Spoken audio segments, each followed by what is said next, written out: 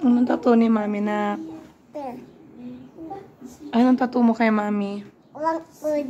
Wangud? Ay, ang galing ni Wangud mag-tattoo. Kaliwete si Wangud, oh.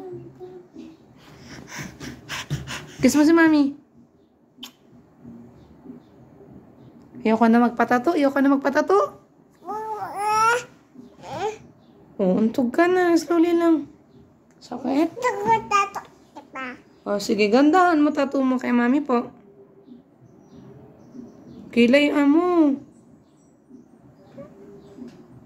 Parang mabubutas na yung balat ni Mami, ah. Okay? Gusto mo maging tattoo artist? Gusto mo maging tattoo artist? Taga-tattoo ka? Ayoko. Eh, ba't nang-tattoo ka ng Mami? Aray.